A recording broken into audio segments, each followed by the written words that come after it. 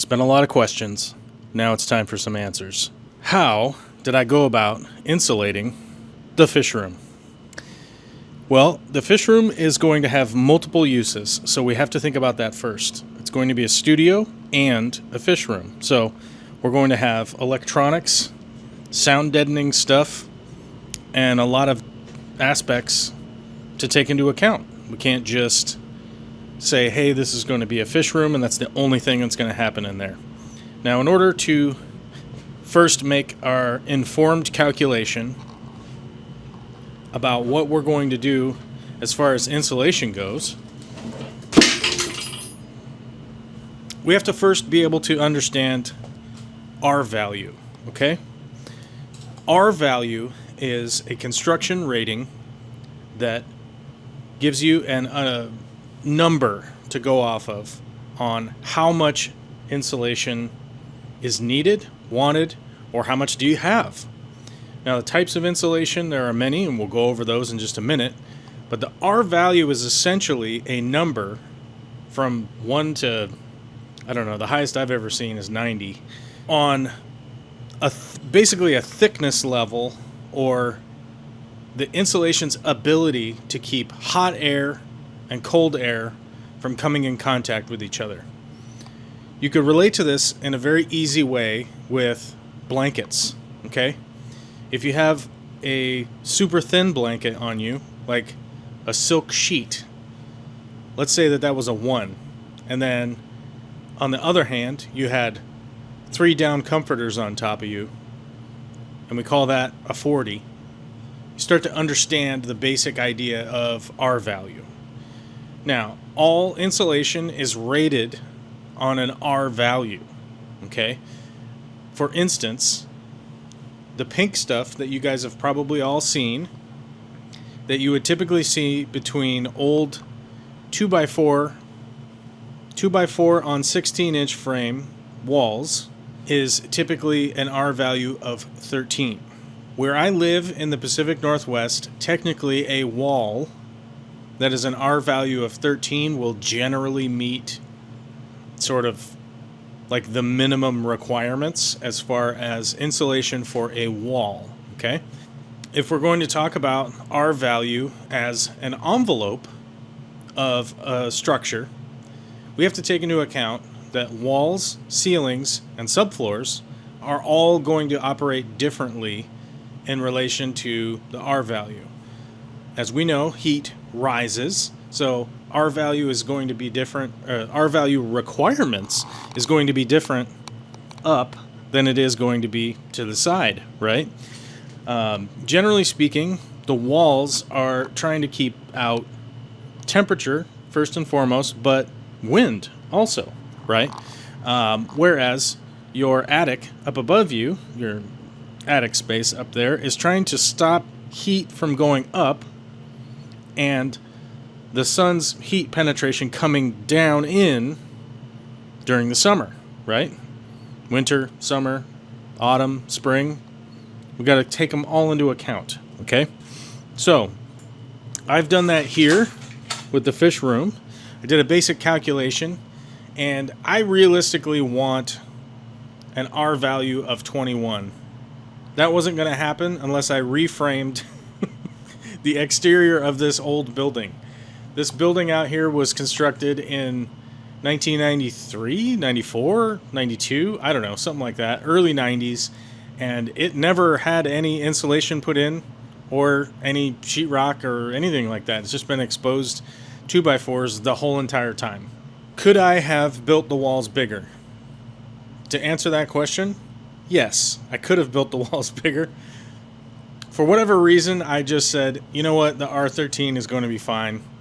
I'm going to put the sheetrock on there. And I think realistically it had more to do with, trying to stay in budget, because we never really did have a budget that could have existed this whole time to get the thing built. We didn't have a budget, and we also didn't have, hey, here's the project, it needs to be done in 26 days or whatever. I've just been working on it periodically, and when it came time to buy insulation, we were sort of at the end of the pandemic, and The only place that I could find reasonably priced insulation was R13, so I was like, let me just get that. I'll get these walls up and we'll get them done. So I did that. Now, on the interior here, instead of building the walls with 2x4s on 16-inch, I built them the way that I normally build a wall, especially that's on the interior. I built it out of 2x6 on 24-inch. So that means that each stud is 24 inches apart as opposed to 16, but they're wider. They're 2x6s instead of 2x4s. What does that mean? That means that we get a bigger cavity to put insulation in. And now the reason for that is that wood itself, are you guys familiar with what wood is? I've got some right here. Wood itself does technically insulate. The RValue on Douglas fir, for instance, I believe is a 1. Somebody might say it's a 1.5. I don't know. It's a 1. Give it a 1.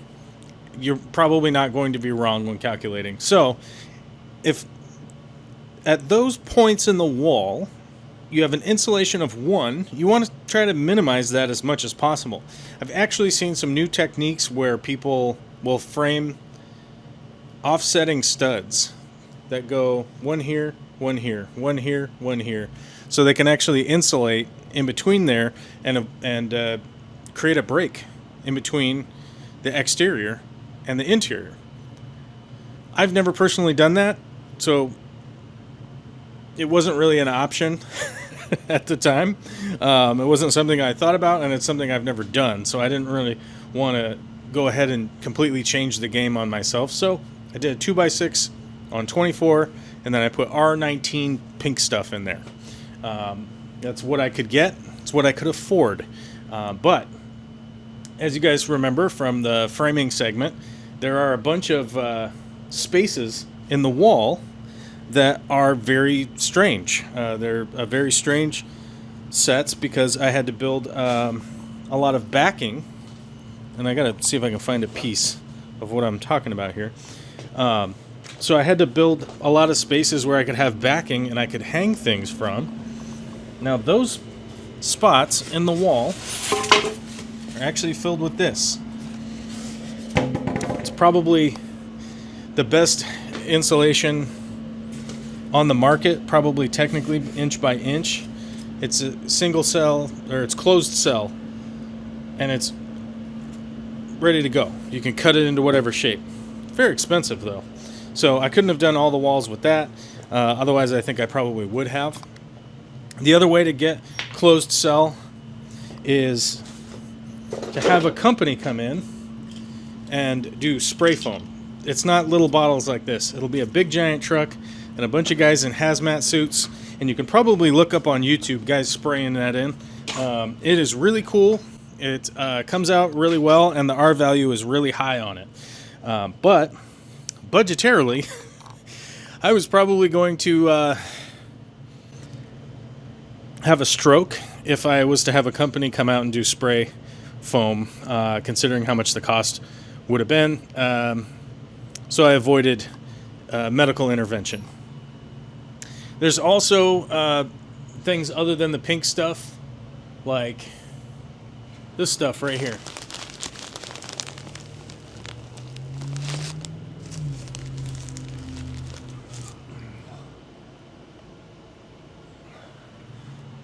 That stuff is a white version, unfaced bat, that you normally put up in the attics. And I have a bunch of that because the guy that sold us this house covered up a gigantic rat problem with spray-in insulation. So we had to get all of that torn out of this house, which is another reason why we didn't really have a budget for this Fishroom build, because we kept having to do things like fix stuff that the guy before us covered up in buying this house. We bought this house during COVID, so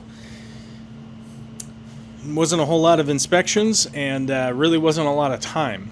So we had to put an offer in after basically looking at this place for like 15 minutes, and it was totally crazy.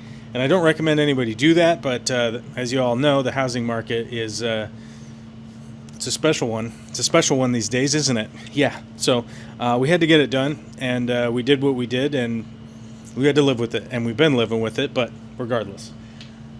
We have a lot of that white bat left, so I did a lot of that up in the top here once the top was done. That stuff's an RValue of 38. I did 2 layers of it.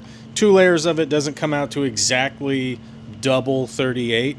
It comes out to more of a 60 because of the fact that eventually you get to a point where the insulation will start squishing down on itself, and that will cause a problem. Now, realistically, if I had a recommendation of what to put in the walls of your fish room, and the only example of it I have is the little pots. This is rock wool. This is what I would have put in all of the walls if, and I tell you this because you guys are my friends, if I could have ordered it myself, that's what I would have put in, because I have lots of use for rock wool, as you guys know.